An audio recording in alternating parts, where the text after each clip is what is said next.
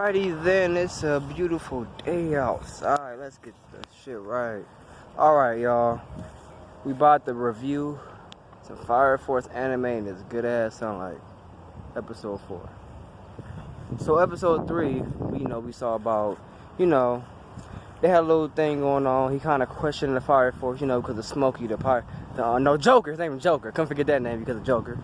So episode 4, we get right into it. He at the end of the episode, he asked his captain, is the Fire Force really corrupt? Are we really saving niggas from flame people? I saw the episode, so the captain gave him the whole rundown how different divisions.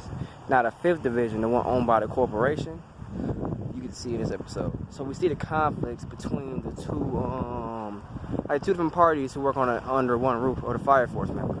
I thought they always was fire fun fighting motherfuckers who work together, but I guess not. So they get to fight and everything, right? No, a new flame thing came out. A new little Inferno. A new Inferno came out, right? But this Inferno different. This motherfucker here, he can literally just like he was self-aware. He was a firefighter who went rogue, started killing people for no reason, anime stuff. So he go then he become an jury, right when he about to get convicted, not guilty, because for some reason, I guess because he's a firefighter, they didn't want to play him guilty when he killed somebody. He turned into a Inferno. They thought he burned up at first, but no, he just became more self-aware. Now I believe this character we're gonna see more often. Let me tell you this now, spoiler alert, he didn't die. But yeah, so I'm thinking we're gonna see a lot more of him. He's kind of funny a little bit, but more of an asshole. But you know how them characters are so much of an asshole that he might get good eventually? He seemed like that type of character. He might still die eventually too, because he kind of already did. Nevertheless, let's get back on the topic here. So how the day start off and everything is basically Shiro, Flamefoot, Excalibur, and Catgirl basically was doing some paperwork, and they was like, oh, a mission came. They heard the mission, so they had to go. They said, you want to stay do this paperwork, or we only gonna handle that. They went to go actually it was something else. They went to go do some firefighting work, because I guess people get Fire Force members and firefighters confused. Whatever. But after so you go do this mission and everything, quick mission. They go see the mascots and stuff, all the Fire Force. They was getting bullied for some reason. One cat, one old man, one dog. Don't know why. Let's just keep rolling. Get to the action. So basically, after they helping them, talking to them, getting some little connections going, might go somewhere in the future. But let's get to the meat of the meat, which I came here for. So the mission start. They see the Fire Force truck go, and they Shiro and I'm just calling him Flamefoot, because I only know his name is really Shiro. Flamefoot and Excalibur looked over like, oh, they team lead. So I'm like, okay, let's go then. So they went on ahead and everything to find the guy. First one they got in trouble, but you'll see that in the episode. They go ahead and find the guy. They actually see him and everything. They both start fighting him. Let me tell you this. How they came at him at first, when they first got there, we don't even think these niggas was rookies. They came in straight with work.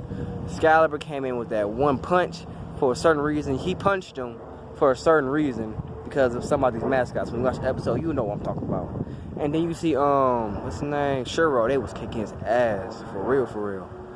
The dude ended up getting away and everything. When other Fire Force members started showing up, he ended up getting away from the team, from the 8th. Shiro wanted to go follow him because he's the only one that could actually fly. Once he gets to him and everything, they got a one-on-one. He was kind of subconscious, like, damn, this nigga's self-aware. Do I really want to help kill somebody who I believe is really self-aware? Well, he still has some good in him, right? He ain't actually to worry about it. That nigga was still an asshole. So yeah, he went to go confront him and everything. Once he called up to him, the fight started. They started fighting. Shiro had the upper hand the whole time. He asked me. He kind of had little challenge problems, but he basically beat his ass. He kicking him all types of ways and stuff like that. Once the end of the fight, he about to give him the prayer when he about to kill him and everything. Now the other team, the 5th department, already knew he was there.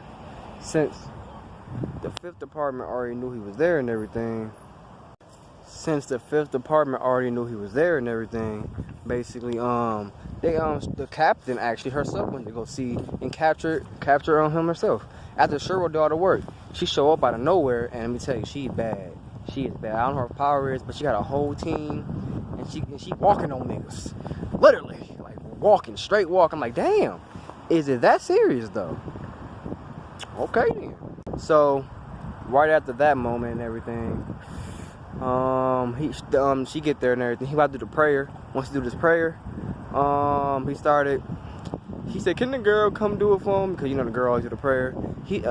Fire Flame Flow was like, "No, I got some mercy for you. I'm gonna wait. Still kill you, but I'm gonna wait." Once he before they even got there, wait a minute, what happened? He tried to trick him. When he turned around and tried to wait, the dude tried to come back and get him. Shuro cooked his whole arm off, no mercy. That's when the girl from the fire force, the captain, came by and said she did gonna take him. Once they restrained him and everything, Shuro over here like, wait a minute, it's our jurisdiction over here. What y'all even doing over here in the first place?